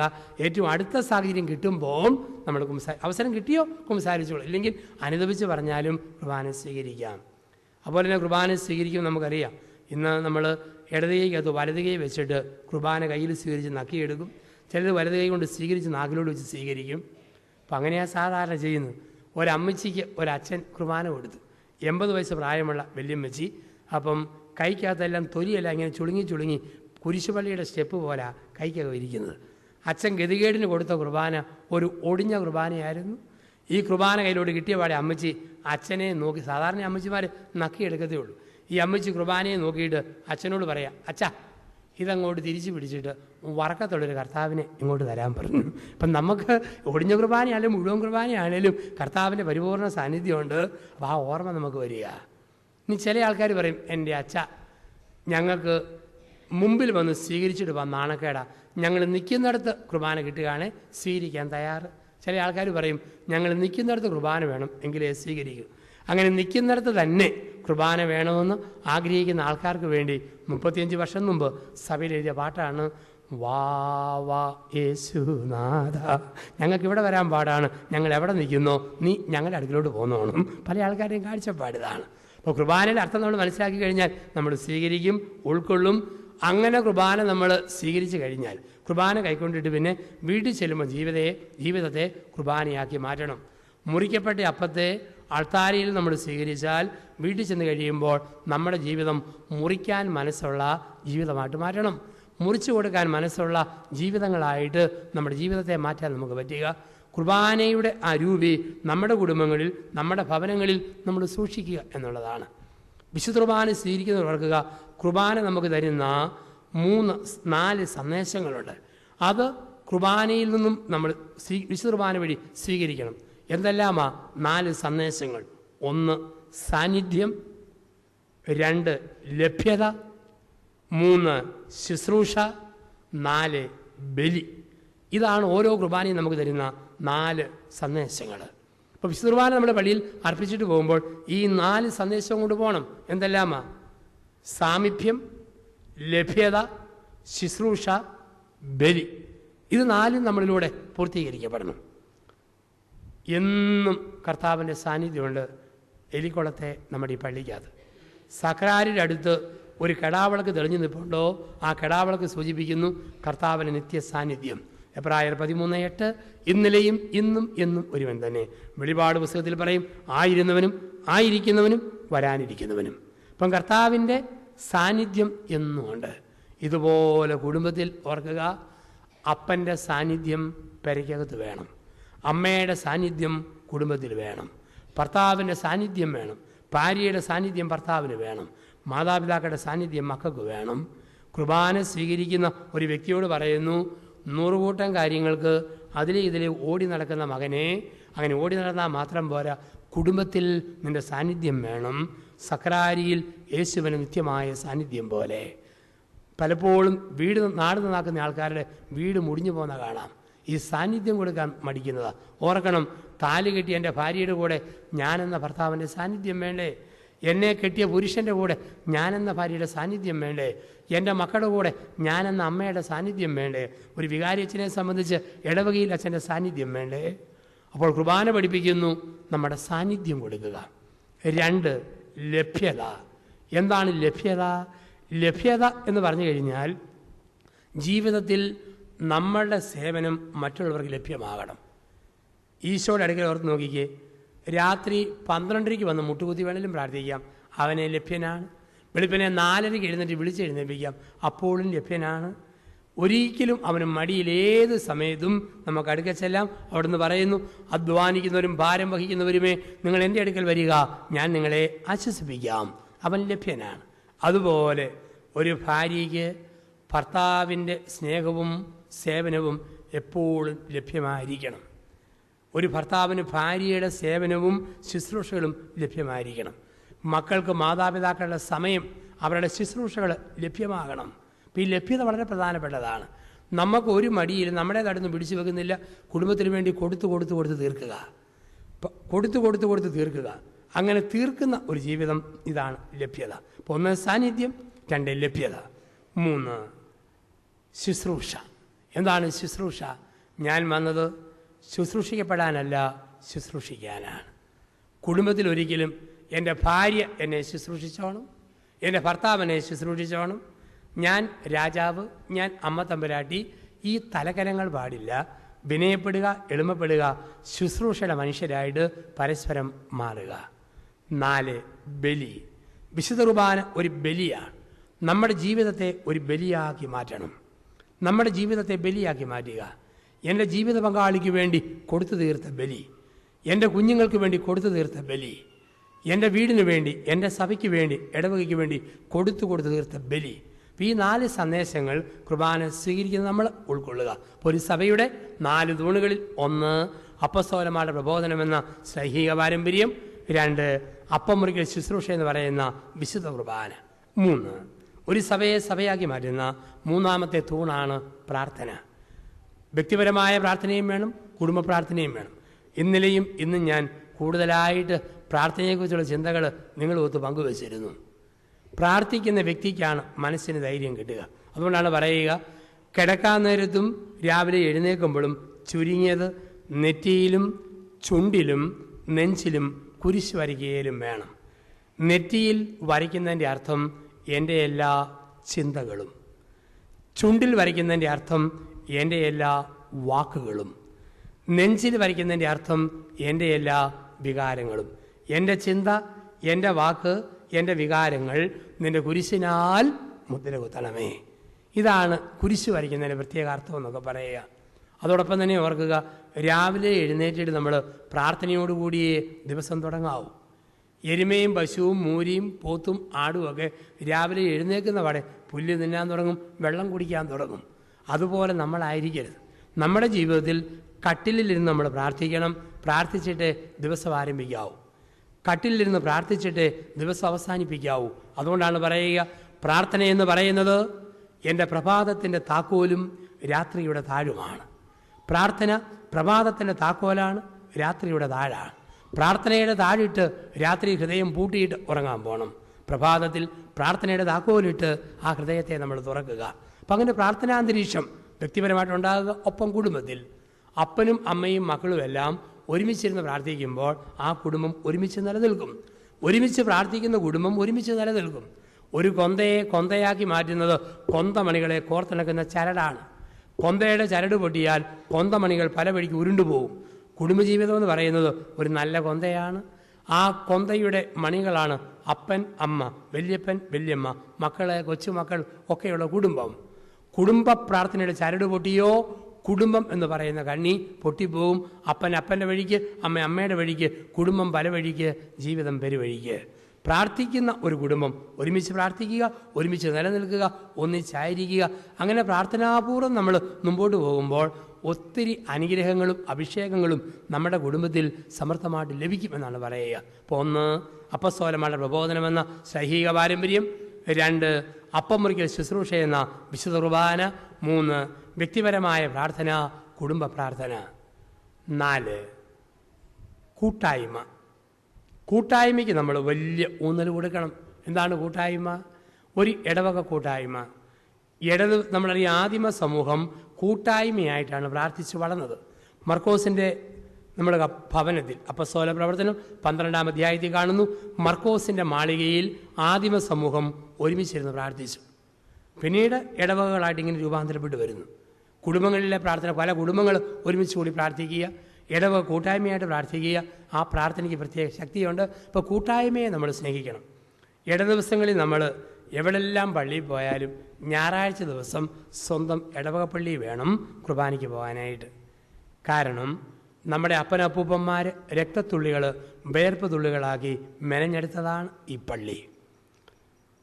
എൻ്റെ ഏറ്റവും പ്രിയപ്പെട്ടവരെ അവസാനം കണ്ട് യാത്ര പറഞ്ഞത് ഈ പള്ളിയിൽ വെച്ചാണ്. ഏറ്റവും പ്രിയപ്പെട്ടവരെ ഇനി വീട്ടിൽ പൂട്ടി സൂക്ഷിക്കാൻ മേലാത്തതുകൊണ്ട് കല്ലറെ കൊണ്ട് പൂട്ടി സൂക്ഷിച്ചു. ഏറ്റവും ഭദ്രമായ സ്ഥലം. സ്വർണ്ണാഭരണം കൊണ്ടുപോയി ബാങ്കിലെ ലോക്കറിൽ വെക്കുന്നത് പോലെ അപ്പനെ അമ്മയെ കൊണ്ടുവന്ന് ഈ ലോക്കറിൽ, ഈ സെമിത്തേരിയിലെ കല്ലറയിൽ നമ്മൾ പൂജ്യമായി പൂട്ടി സൂക്ഷിക്കുന്നു. അതുകൊണ്ട് ആ സ്ഥലത്തുള്ളതെല്ലാം അസ്ഥികളല്ല, തിരുശേഷിപ്പുകളാണ്. ആ കുഴിമാടങ്ങൾ ജീവിക്കുന്ന, സ്പന്ദിക്കുന്ന കുരിശുപള്ളികളായിട്ട് നമ്മൾ കാണുന്നു. ഇനി നമ്മുടെ മക്കളും കുഞ്ഞുമക്കളും ഒക്കെ വിശുദ്ധ കൂദാശകൾ സ്വീകരിക്കുന്നത് ഈ ദേവാലയത്തിൽ വെച്ചാണ്. ഒരു ദിവസം നിങ്ങൾ മരിക്കും, ഞാനും മരിക്കും. മരിക്കുമ്പോൾ ഏതെങ്കിലും പോകുന്ന പള്ളിയിൽ വെച്ചല്ല നമ്മുടെ അവസാന യാത്ര. ഈ പള്ളിയിൽ കിടന്നാണ് പറയുക, കുരിശും പിടിച്ച്, ദൈവത്തിൻ്റെ ഭവനമേ നിനക്ക് ഞാൻ വന്ദനം പറയുന്നു. എൻ്റെ ആത്മാവിനെ പരിപോഷിപ്പിച്ച ആത്മീയ പാലകരെ നിങ്ങൾക്ക് ഞാൻ വന്ദനം പറയുന്നു. അപ്പോൾ എൻ്റെ ആരംഭവും എൻ്റെ അസ്തിത്വവും എൻ്റെ അന്ത്യവും ഇവിടെയാണ്. അപ്പോൾ ആ ഒരു രീതിയിൽ ഈ ഇടവക കൂട്ടായ്മയെ സ്നേഹിക്കുക. പ്രത്യേകിച്ച് എലിക്കുളം ഉണ്ണിമിശിഹാ പള്ളി എന്ന് പറയുന്ന ഈ ഇടവക സമൂഹത്തിലെ 450 കുടുംബങ്ങളെയും നമ്മൾ ആത്മാർത്ഥമായിട്ട് നമ്മൾ സ്നേഹിക്കുക. അതിന് നമുക്ക് കഴിയണം. മറ്റുള്ളവരെ സ്നേഹിക്കരുതെന്നല്ല, സ്നേഹിക്കണം. ഇടവക കൂട്ടായ്മയ്ക്ക് 1-ാം സ്ഥാനം കൊടുക്കുക, ആത്മാർത്ഥമായിട്ട് നമ്മൾ സ്നേഹിക്കുക എന്നുള്ളതാണ്. അങ്ങനെയുള്ള കൂട്ടായ്മയുടെ ഭാഗമായിട്ടാണ് നമ്മൾ, അതിൻ്റെ ഭാഗമായിട്ടല്ലേ അച്ഛന്മാരെയും സിസ്റ്റേഴ്സിനെയൊക്കെ നമ്മൾ കൂടുതൽ ബഹുമാനിക്കുന്നതും സ്നേഹിക്കുന്നതും ആദരിക്കുന്നതും കൂട്ടായ്മയുടെ ഭാഗമായിട്ടാണ്. അതുകൊണ്ടാണ് വീട്ടിൽ എന്തെങ്കിലും നല്ല സാധനം ഉണ്ടാക്കിയാൽ അതാർക്കും കൊണ്ട് കൊടുക്കും? പള്ളിയിലെ അച്ഛനും കൊണ്ട് കൊടുക്കും. അമ്മച്ചിമാർക്ക് അവർക്കറിയാം ഈ അച്ഛൻ എൻ്റെ തന്നെ മോനാണ്, എന്നെ ശുശ്രൂഷിക്കാൻ വന്നിരിക്കുന്ന മോൻ. എന്ത് നല്ല സാധനം ഉണ്ടാക്കിയാലും പള്ളിയിലെ അച്ഛന്മാർക്ക് കൊടുക്കും. മഠത്തിലെ സിസ്റ്റേഴ്സും പെമ്മക്കളെ പോലെയാണ്, അവർക്കും കൊടുക്കണമെന്ന് ആഗ്രഹമുണ്ട്. പക്ഷേ എലിക്കുളത്ത് നിങ്ങൾക്കത് പറ്റിയില്ല. 3-4 മഠത്തിലും കൂടെ കൊടുക്കണമെങ്കിൽ നിങ്ങൾ പൂവണേ ബാങ്കിൽ നിന്ന് ലോൺ എടുക്കേണ്ടി വരും. അതുകൊണ്ട് കൊടുക്കാൻ പറ്റത്തില്ല. എങ്കിലും പള്ളിയിൽ നമ്മൾ കൊടുക്കും, അച്ഛന്മാർക്ക് കൊടുക്കും, അച്ഛന് കൊടുക്കും, കൊച്ചച്ഛന് കൊടുക്കും. ഇപ്പം നമ്മളിങ്ങനെ കൊടുക്കുന്നത് അച്ഛന്മാരെ മക്കളെ പോലെ കാണുന്നത് കൊണ്ടാണ്. ഈ അച്ഛന്മാരെയും സിസ്റ്റേഴ്സിനെയൊക്കെ മക്കളെ പോലെ കാണുമ്പം നമുക്കൊരിക്കലും അവരുടെ കുറ്റം ആരോടും പറയാൻ പറ്റുകയില്ല. നിങ്ങൾ നോർത്ത് നോക്കിക്കേ, നിങ്ങളുടെ മോനോ മോളോ അച്ഛനും സിസ്റ്ററുമായിട്ട് എവിടെയെങ്കിലും ഒരിടത്തുണ്ടെങ്കിൽ അവരെക്കുറിച്ച് ആരെങ്കിലും കുറ്റം പറഞ്ഞു കേൾക്കുന്നത് നമുക്കിഷ്ടമാണോ? അല്ല. അങ്ങനെയെങ്കിൽ ഇവിടെയുള്ള അച്ഛന്മാർക്കും ഇവിടുത്തെ സിസ്റ്റേഴ്സിനും സ്വന്തക്കാരും ബന്ധുക്കളും ഉണ്ട്. അവരെക്കുറിച്ച് നിങ്ങൾ എന്തേലും പറഞ്ഞു കേൾക്കുന്നത് അവർക്കും നൊമ്പരമല്ലേ? ഒരിക്കലും നമ്മൾ മേൽപ്പട്ടക്കാരെയോ പട്ടക്കാരെയോ സമർപ്പിതരെയോ വെറുതെ നമ്മൾ കുത്തുവാക്ക് പറഞ്ഞ് കുറ്റപ്പെടുത്തരുത്. എന്തേലും പറയാനുണ്ടോ നേരെ മുഖത്ത് നോക്കി മറ്റൊരാളോട് നമ്മളത് പറയരുത്. തന്നെയുമല്ല, നിങ്ങളിങ്ങനെയൊക്കെ പറഞ്ഞു കഴിഞ്ഞാൽ എങ്ങനെയും അച്ഛന്മാരുടെ ചെവിയിലെത്തും. അവർക്ക് വല്ലാത്ത സങ്കടം നിങ്ങളോട് ചോദിക്കാൻ. പിന്നെ അല്പം ശാന്തമായിട്ട് കിട്ടുന്നത് കാസയും പീലാസയും പോകുന്നതിന് മുമ്പ് കാഴ്ചവയ്പ്പ് കഴിഞ്ഞ് അല്പസമയം കാഴ്ചവയ്പ്പിന് ഒരുക്കപ്പെടുന്ന പ്രാർത്ഥിക്കുമ്പോൾ ആരെല്ലാം വേദനിപ്പിച്ചോ അവരുടെ മുഖമെല്ലാം അച്ഛന്മാരുടെ മനസ്സിൽ തികട്ടി വരും. അവർ കാസയോടും പീലാസയോടും ചേർത്ത് പൊക്കിപ്പിടിച്ച് പറയും, ആ സാരമില്ല, കർത്താവിൽ ഞാൻ ദൃഢമായി ശരണപ്പെട്ടു എന്ന് പറയുമ്പം പിന്നെ നിങ്ങളുടെ വീട്ടുകാർക്ക് അത് നല്ലതല്ല. അതുകൊണ്ട് നമ്മൾ അങ്ങനെയുള്ള കമൻറ്റുകൾ ഒരിക്കലും പറയരുത്. അച്ഛന്മാരോട് നേരിട്ട് പറഞ്ഞു, സിസ്റ്റേഴ്സിനോട് പറഞ്ഞു, മറ്റുള്ളവരോട് പറയരുത്. അത് കൂട്ടായ്മയുടെ ഭാഗം. നിങ്ങളുടെ മക്കൾ കേൾക്കെ അച്ഛന്മാരെയും സിസ്റ്റേഴ്സിനെയും മെത്രാന്മാരെയും ഒന്നും താഴ്ത്തിക്കെട്ടി പറയരുത്. അങ്ങനെ സംസാരിച്ചാൽ ആ മക്കൾക്ക് ദൈവവിശ്വാസം കുറയും, പള്ളിയെ പരിഹസിക്കും, പട്ടക്കാരെ പരിഹസിക്കും, സാവധാനം അവർ നിരീശ്വരവാദികളായിട്ട് മാറും. അങ്ങനെ നിങ്ങൾ ഇരിക്കുന്ന മരത്തിൻ്റെ കൊമ്പ് നിങ്ങൾ തന്നെ മുറിക്കുന്നവരായിട്ട് മാറും. ചിലപ്പോഴൊക്കെ ചില കാരണന്മാരൊക്കെ പറയുന്ന ചില പിള്ളേരോട് പറയും, 10ാം ക്ലാസ് കഴിയുമ്പം സെമിനാരി പൊക്കോടാ, ഇംഗ്ലീഷും പഠിക്കാം, ദേഹവും കൊഴുകും, 3 വർഷം കഴിഞ്ഞ് തിരിച്ചു പോരാൻ പറയും. ഇങ്ങനെ പറയുന്നവരെ കണ്ടിട്ടുണ്ട് ചില ആൾക്കാർ. അപ്പം നമുക്ക് ആ ഒരു കാഴ്ചപ്പോൾ ചില ആൾക്കാർ ഓർമ്മ അച്ഛനാകാൻ പോവുക എന്നൊക്കെ പറഞ്ഞാൽ തിന്നാനും കുടിക്കാനും രസിക്കാനും പോവുക, അങ്ങനെ കാണുന്നവരുണ്ട്. ഒരു ചേട്ടൻ പറഞ്ഞു, എൻ്റെ അച്ഛ എനിക്ക് 3 മക്കൾ, മൂത്തവന് 3 വയസ്സായപ്പോൾ മുതൽ പല്ലി, അരണ, പാറ്റ, ഓന്ത്, ഞണ്ട് ഇതിനെയൊക്കെ തല്ലിക്കൊന്ന് ചങ്കും മത്തങ്ങായും കീറി മേശപ്പുറത്ത് വെക്കുമായിരുന്നു. അവനിന്ന് സമർത്ഥനായ ഡോക്ടറാണ്. 2ാമത്തവൻ്റെ കാല് നിലത്തുറയ്ക്കാൻ തുടങ്ങിയ കാലം മുതൽ സ്ക്രൂ ഡ്രൈവറുടെ വരെയുടെ സാക്ഷാ ബൂട്ട് കൊളുത്തേ വ്യാഗിനി കുത്തിപ്പറിക്കുമായിരുന്നു. അവനിന്ന് പ്രഗത്ഭനായ എൻജിനീയറാണ്. എൻ്റെ അച്ഛ 3ാമത്തെ മോൻ 3 വയസ്സായപ്പോൾ മുതൽ മുടിഞ്ഞ തീറ്റ, ഒടുക്കത്തെ ഉറക്കം. അവനിന്നടുത്ത ഫൊറോനാപ്പള്ളി വികാരി അച്ഛാന്ന് പറഞ്ഞു. പല ആൾക്കാരുടെ ഓർമ്മ അച്ഛനാകാൻ പോകുമെന്ന് പറഞ്ഞാൽ തിന്നാൻ പോവുക, സൂഹിക്കാൻ പോവുക, ഈ കാഴ്ചപ്പാടുകൾ. അപ്പം നമ്മൾ കൂട്ടായ്മയുടെ ഭാഗമാണോ? എലിക്കുളം ഉണ്ണിമിശികാപ്പള്ളി എന്ന് പറയുന്ന ഈ കൂട്ടായ്മയിൽ നിന്നും നിങ്ങൾ മിടുക്കരായ മക്കളെ അച്ഛനാകാൻ വിടണം. ഈ ധ്യാനത്തിൻ്റെ ഓർമ്മയ്ക്ക് 1-2 പേരെ കപ്പുച്ചിൻ സഭയിലേക്ക് തന്നെ വിടണം. അതോടൊപ്പം തന്നെ കാഞ്ഞിരപ്പള്ളി രൂപതയിലേക്ക് വിടണം, മറ്റ് സന്യാസ സമൂഹത്തിലേക്ക് വിടണം. മിടുക്കുകളായ പെൺകുട്ടികളെ കണ്ടറിഞ്ഞിട്ട് അവരെ പ്രോത്സാഹിപ്പിക്കണം. ഇവിടെയുള്ള മഠങ്ങൾ, ആ മഠത്തിലേക്കൊക്കെ കുഞ്ഞുങ്ങളെ നമ്മൾ പറഞ്ഞു വിടണം. നമ്മളാണ് പ്രോത്സാഹിപ്പിക്കേണ്ടത്, ദൈവവിളിയിൽ പ്രോത്സാഹിപ്പിക്കേണ്ടത്. അപ്പോൾ അത് നമുക്ക് ആവശ്യമല്ലേ? അപ്പോൾ അതൊക്കെ വളരെ പ്രധാനപ്പെട്ടതാണ്.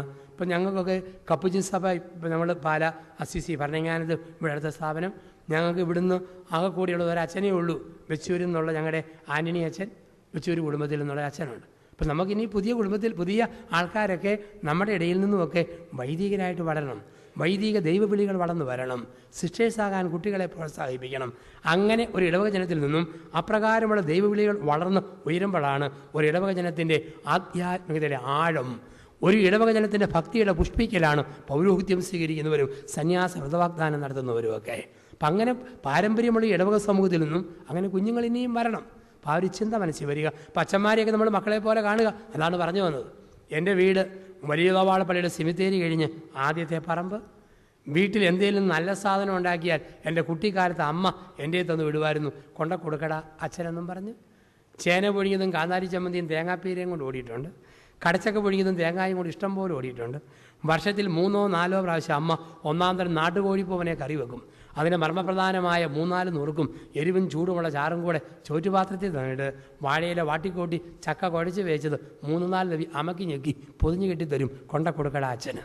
റോക്കറ്റ് വേഗത്തിൽ ചക്കപ്പുഴുക്കും കോഴിക്കറിയായിട്ട് ഞാൻ പള്ളിമുറിയിലേക്ക് ഓടിയിട്ടുണ്ട്. പലപ്പോഴും ഞാൻ ഓർക്കും, ആ ഓട്ടമല്ലേ അച്ഛനാകാനുള്ള എൻ്റെ ദൈവവിളിയുടെ 1ാമത്തെ പ്രോത്സാഹനം.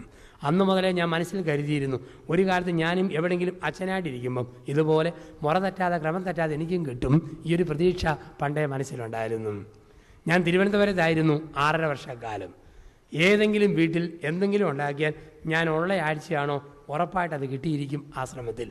കാരണം ദൈവം എനിക്ക് ഒരു പ്രത്യേക കൃപ തന്നിട്ടുണ്ട്. ആർക്കെങ്കിലും എന്തെങ്കിലും ഉണ്ടെങ്കിൽ വിദഗ്ധമായിട്ട് മേടിച്ചെടുക്കാനുള്ള ഒരു വലിയ കൃപ. ഞായറാഴ്ച കുർബാന കഴിഞ്ഞ് ആനവാതിലിൽ അവിടെ വന്ന് നിൽക്കും. 10-15 ചേട്ടത്തിമാരെ കാണുമ്പോൾ ഒരു ചേട്ടത്തിയോട് പറയും, ഓ അമ്മച്ചിയെ, കഴിഞ്ഞ തിങ്കളാഴ്ച കൊണ്ടുവന്ന വട്ടയപ്പത്തിൻ്റെ രുചി, ജീരകം മധുരം തേങ്ങ കൃത്യം എന്നാ നല്ല രുചിയാണ്. ഇപ്പോൾ ഉടനെ ബാക്കി തള്ളമാരി ചോദിക്കും, നീ എന്നതാടി അച്ഛന് കൊണ്ട് കൊടുത്തത്? വട്ടയപ്പം. പിറ്റേ ആഴ്ച രസമാണ്, വട്ടയപ്പം, നീണ്ടയപ്പം, വട്ടത്തോട് വട്ടമപ്പം ആൾക്കാർ മത്സരിച്ച് കൊണ്ടുവരും. എൻ്റെ കൂടെയുള്ള വലിയച്ഛൻ എന്നേക്കാൾ ബിരുദനായിരുന്നു. 10-30 പെണ്ണുങ്ങളെ കാണുമ്പോൾ അച്ഛൻ പറയും, എടി ലിസിയെ, ഓ നിൻ്റെ ഇടിയപ്പത്തിൻ്റെയും കോഴിക്കറിയുടെയും രുചി ഇപ്പോഴും നാക്കിലൂടെ വെള്ളം വന്നുകൊണ്ടിരിക്കുക. അവൾ പറയും, അച്ഛാ അതിന് ഞാനൊന്നും കൊണ്ടുവന്നില്ലല്ലോ. ആ നീ അല്ലേ, എന്നാൽ വേറെ ആരാണ്ട, നീ കൊണ്ടുവരാൻ ഇരിക്കുന്നതേ ഉള്ളൂ അല്ലേ. ഇതാണ് മേടിച്ചെടുക്കുന്ന രീതി എന്ന് പറയുക. ആശ്രമത്തിൻ്റെ മുറ്റത്ത് അസീസി പുണ്യവാളൻ്റെ ഒരു വലിയ രൂപമുണ്ട്. പുണ്യാളൻ വയലിൻ വായിക്കുന്ന രൂപം. പുണ്യാളൻ്റെ വലത്തെ കയ്യിൽ ഒരു നീണ്ട കോലാണ് കൊടുത്തിരിക്കുന്നത്. പരിചയമില്ലാത്ത ആൾക്കാർക്കും ഇത്രയും മുഴുത്ത കോല് എന്തിനാണ് പുണ്യാളൻ്റെ കൊടുത്തിരിക്കുന്നത്? ഇടവചനത്തിനറിയാം. അവരോട് പറഞ്ഞിട്ടുണ്ട്, ഞങ്ങൾ 2 അച്ഛന്മാരെ ഇവിടെയുള്ളൂ, ഞങ്ങളില്ലാത്ത സമയത്ത് തിന്നാൻ കൊള്ളാവുന്ന എന്തെങ്കിലും കൊണ്ടുവന്നാൽ ഒടയതമ്പുരാനെ ഓർത്ത് തിരികെ കൊണ്ടുപോയേക്കരുത്, അത് പുണ്യാളൻ്റെ കോലയിൽ ഞാത്തിയിട്ട് പോകണം. ഇതാണ് നിർദ്ദേശം. ഞങ്ങൾ പുറത്തു പോയി രാത്രി 10:00-നും 11:00-നും വരുമ്പം പള്ളിയുണ്ടോ ഇല്ലയോ എന്ന് നോക്കിയില്ലെങ്കിൽ പോലും പുണ്യാളൻ്റെ കോലയെ വല്ലോ ഞാന്ന് കിടപ്പുണ്ടോ പ്രതീക്ഷയോടെ ടോർച്ചടിച്ച് നോക്കും. എല്ലാ ദിവസവും കാണും എന്തെങ്കിലുമൊക്കെ. ഒരു ദിവസം എൻ്റെ കൂടെയുള്ള വലിയച്ഛനേ ഉള്ളൂ, ഞാനവിടെ ഇല്ല. അച്ഛൻ രാത്രി 10:00-ക്ക് ടോർച്ചും കൊണ്ട് കയറി വരുന്നു. അച്ഛൻ ടോർച്ചടിച്ച് നോക്കി വല്ലതും ഉണ്ടോ. നോക്കിയപ്പം ഒരു നീണ്ട നീല പ്ലാസ്റ്റിക് കൂട് പുണ്യാളൻ്റെ കോലയിൽ ഞാന്ന് കിടക്കുന്നു. അച്ഛനോർത്തു, കുശാലേ കുശാൽ, ഒറ്റയ്ക്കേ ഉള്ളൂ, വകുപ്പൊത്തു. പ്രതീക്ഷയോടെ കൂടിറക്കി നെല്ലിയുടെ തറയിൽ വെച്ചിട്ട് കൂടിലേക്ക് ടോർച്ചടിച്ചു. അപ്പോൾ ഇതാ മ്യാവൂ മ്യാവൂ 2 പൂച്ചക്കുഞ്ഞുങ്ങളെ ആരോ തൂക്കിയിട്ട് പോയതാ. രസകരമായ അനുഭവങ്ങളും ഉണ്ടായിട്ടുണ്ട്. അപ്പം അച്ഛന്മാരെയും സിസ്റ്റേഴ്സിനെയൊക്കെ മക്കളെ പോലെ കാണുന്നത് സഭാ കൂട്ടായ്മയുടെ ഭാഗമാണ്, സഭയുടെ ഒന്നിപ്പിൻ്റെ ഭാഗമാണ്. ഇതോടൊപ്പം തന്നെ ഇടവക സമൂഹത്തിൻ്റെ കൂട്ടായ്മ. ഒരു കുടുംബയോഗമുണ്ടോ, കുടുംബയോഗത്തിൻ്റെ അന്ന് 10, 40, 30 കുടുംബങ്ങൾ ഒരുമിച്ച് കൂടി പ്രാർത്ഥിക്കുന്നെങ്കിൽ സമയം കണ്ടെത്തി ആ പ്രാർത്ഥനയ്ക്ക് നിങ്ങൾ പോകണം. ഞായറാഴ്ച കുർബാനയ്ക്ക് പോകുന്ന അതേ പ്രാധാന്യത്തോടെ കുടുംബ കൂട്ടായ്മയിൽ പങ്കെടുക്കണം. അത് കൂട്ടായ്മയുടെ ഭാഗമാണ്. നമ്മൾ ആരെങ്കിലും മരിക്കുമ്പോൾ കൂട്ടായ്മയിലുള്ളവരാണ് ഏറ്റവും മുമ്പോട്ട് വരിക. അതോടൊപ്പം തന്നെ കൊച്ചു കൊച്ചു സഹായങ്ങൾ ഇടവക കൂട്ടായ്മയിൽ തന്നെ ചെയ്യണം. നിങ്ങൾ 100 സ്ഥലങ്ങളിൽ കൊണ്ടുപോയി കൊടുക്കുന്നതിനേക്കാൾ നല്ലത് ഇടവകയിലെ പാവപ്പെട്ടവരെ, ഇടവകയിലെ പൈസയുള്ളവരെ സഹായിക്കണം. ഇതാണ് സഭയുടെ പാരമ്പര്യം. ആദിമസഭ വളർന്നതും അങ്ങനെയാണ്. ഇടവകയിൽ നല്ല പണമുള്ള ആളുണ്ടോ, വർഷത്തിൽ ഒരു 10,000 രൂപ അങ്ങനെ മാറ്റിവെക്കാൻ പറ്റുന്നയാൾ ദൂർത്ത് ഒഴിവാക്കിയിട്ട് 10,000 രൂപ മാറ്റിവെക്കണം. എന്നിട്ട് ആ ഇടവകയിൽ നിങ്ങളുടെ തന്നെ കുടുംബ യൂണിറ്റിൽപ്പെട്ട ഏറ്റവും പാവപ്പെട്ട ഒരു കുടുംബത്തിന് അത് ഒതുക്കത്തിൽ നിങ്ങൾ കൊടുക്കണം. നിങ്ങൾക്ക് നേരിട്ട് കൊടുക്കാൻ പറ്റിയാലേ വികാരിയച്ഛനെ ഏൽപ്പിച്ച് സ്വന്തം ഇടവകയിൽ തന്നെ കൊടുപ്പിക്കാൻ നോക്കണം. നമ്മുടെ ഇടവക സമൂഹത്തിലെ പാവങ്ങളെ, പൈസയുള്ളവരെ സഹായിക്കണം. 5,000 രൂപ മാറ്റി വെക്കാൻ പറ്റുന്നവർ അങ്ങനെ ചെയ്യുക, 1000 പറ്റുന്നവർ അങ്ങനെ ചെയ്യുക, 500 പറ്റുന്നവർ അങ്ങനെ ചെയ്യുക, 100 രൂപ ഒരു വർഷം മാറ്റി വെക്കാൻ പറ്റുന്നവർ അത് ചെയ്യുക. നിങ്ങളങ്ങനെ ചെയ്യുമ്പോൾ നിങ്ങളുടെ മക്കളുടെ സ്വത്തിന് നിങ്ങൾ വരമ്പ് കെട്ടുകയാണ്. ആ കുഞ്ഞുങ്ങൾക്ക് അനുഗ്രഹത്തിൻ്റെ വരമ്പ് കെട്ടുകയാണ് നിങ്ങൾ. അപ്പോൾ ആ ഒരു ചിന്ത മനസ്സിൽ വരിക. അപ്പോൾ ഈ ഒരു കൂട്ടായ്മ പ്രത്യേകിച്ച് നമ്മൾ ആദ്യം സഹായിക്കേണ്ടത് ഒരേ അൾത്താരയിൽ ഒരേ അപ്പവും വീഞ്ഞും രക്തവും പങ്കുവെക്കുന്ന ഇടവക സമൂഹത്തിലെ അംഗങ്ങളെ വേണം ആദ്യം സഹായിക്കാൻ. കാരണം നമ്മുടെ ആൾക്കാരെ സഹായിക്കാൻ നമ്മളല്ലാതെ ആരുമില്ല. നമുക്കിടയിലെ പാവങ്ങളെ ആദ്യം, അതിനുശേഷം മറ്റുള്ളവരെ. വീടിന് തൊട്ടടുത്ത് പാവപ്പെട്ട ആരെങ്കിലും ഉണ്ടോ, ഏത് ജാതി ആയിക്കോട്ടെ, അവരെ സഹായിക്കുക. പക്ഷെ മുൻഗണനാക്രമത്തിൽ ഒരേ അൾത്താര പങ്കുവെക്കുന്ന, ഒരേ വിശ്വാസം പങ്കുവെക്കുന്നവരെ സഹായിക്കാനുള്ള പ്രത്യേക കടപ്പാട് പൈസയുള്ളവർക്കുണ്ട്. അതിന് കൂട്ടായ്മയെ സ്നേഹിച്ച്, ഇടവകയെ സ്നേഹിച്ച്, പ്രാർത്ഥനയിൽ വളർന്ന് ബലിയർപ്പിച്ച് ഒരു നല്ല സമൂഹമായി അപ്പസ്തോലിക പാരമ്പര്യമുള്ള ഒരു സഭാ സമൂഹത്തിൽ വളർന്നു വരുവാൻ ദൈവമായ കർത്താവ് നമ്മളെ ഓരോരുത്തരെയും വിളിക്കുന്നു. അപ്പം ഈ ഒരു ചിന്ത സഭയുമായി ചേർത്ത് വെച്ച് മനസ്സിൽ നമുക്ക് സൂക്ഷിക്കാം.